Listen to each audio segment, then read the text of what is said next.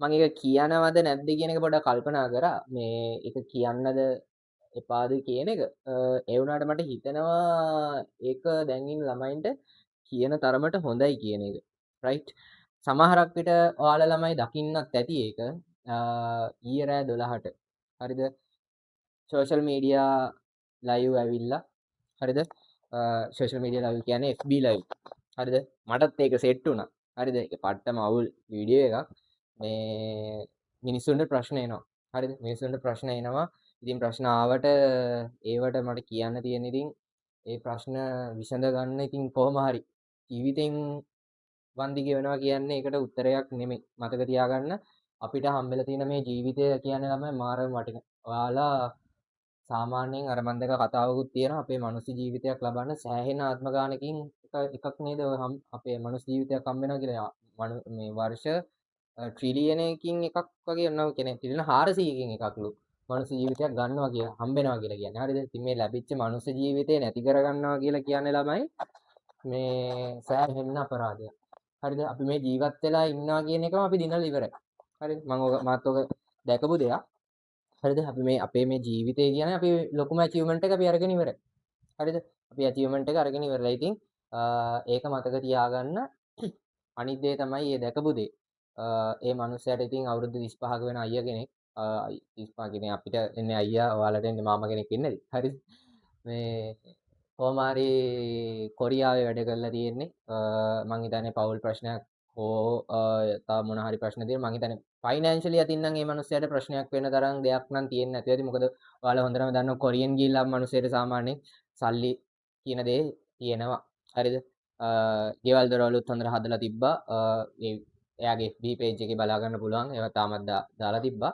ඉතින් සල්ලි බාගේ නම් මං හිතන්නේ මේ මනුස්සයාට ඒ අයියට මේ ලොකුවට ප්‍රශ්නයක් නෙවෙයි. වෙන මොකක් හරි ප්‍රශ්නයක් හින්දා වෙන්නේ නැති කියලා මටත් හිතුනේ. දැන් තව ඉතින් ප්‍රශ්න තියෙනවනේ ජීවිතේනේ. ඉතින් ඒකත් එක්ක රයිට්.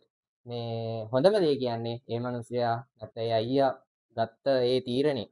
හරිද? තීරණේ කියන්නේ රෑ 12ට හරියටම 12යි 12යි ගාන ලයිව් ඇවිල්ලා බෙල්ල වල දාගත්තා. සියදිවි හානි කරගත්තා. හරිද? ඉතින් ඒ වගේ දෙයක් තීරණය කරන්න ලයිව් ෆස්ට් ටයිම් මං හිතන්නේ එහෙම දෙයක් උනේ ඈ. මාත් මීට කලින් නම් දැකලා නැහැ ලයිව් එකක ගිහලා බෙල් වලට දාගන්න සීන් එකක් කවුරුත් සුසයිඩ් කරගන්නවා. හරිද? මේ හොඳම වැඩේ කියන්නේ ලයිව් එකට මට සෙට් වෙන්න උනානේ. හරිද?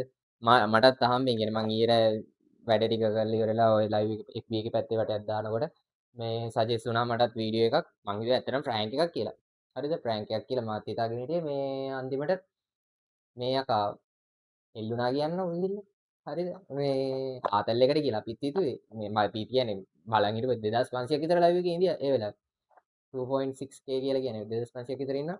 හරිද? සෙට් වෙලා ඉඳියා ඊට පස්සේ එකපාරට අයන් එක බාල්කේ මේවා කරලා බෙල් වලට දාගන්න. හරිද?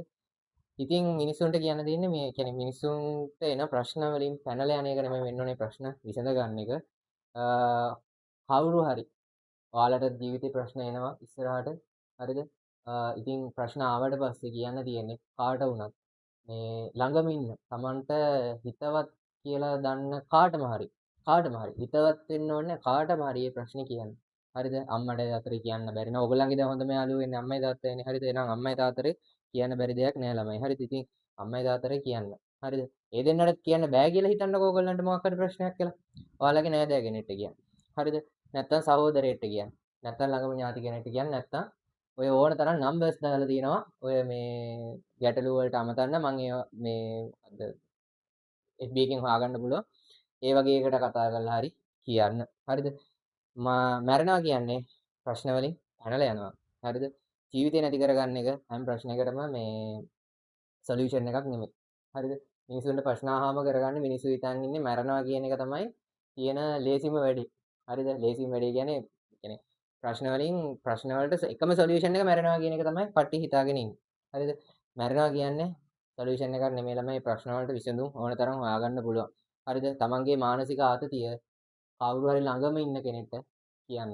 හරිද? කියලා දැන් ඔයගොල්ලන්ටත් ඉස්සරහට එහෙම එන්න පුළුවන්. හරිද? ඒකයි මම කිව්වේ. හරිද? ඔයගොල්ලන්ට විතරක් නෙමෙයි හැම මිනිස්සෙක්ටම ඒ දේ වෙන්න පුළුවන්. හරිද? ඔයාලගේ නෑදෑයෝ කවුරු හරි මිනිස්සෙක්. ඉතින් ලැබිලා තියෙන මනුස්ස ජීවිතෙන් අනිවාර්යෙන් හොඳ වටිනාකමක් ගන්න මේ ජීවිතේ නැති කරගන්නවා කියන්නේ සොලියුෂන් එකක් නෙමෙයි ළමයි. හරිද? ඉතින් ඒක මතක තියාගන්න. මම ඕක කියන්නේ නැහැ. කියනවද නැද්ද කියන එක තමයි ඒක ෂුවර් කරේ නැත්තේ. මේ හේතුව ඕක කිව්වේ ඕගොල්ලන්ට දැනුවත් වෙන්න. හරිද? ඒ දේ මතක තියාගන්න ඔළුවේ. රයිට්. හරි. අපි අපේ ගානට. හරි.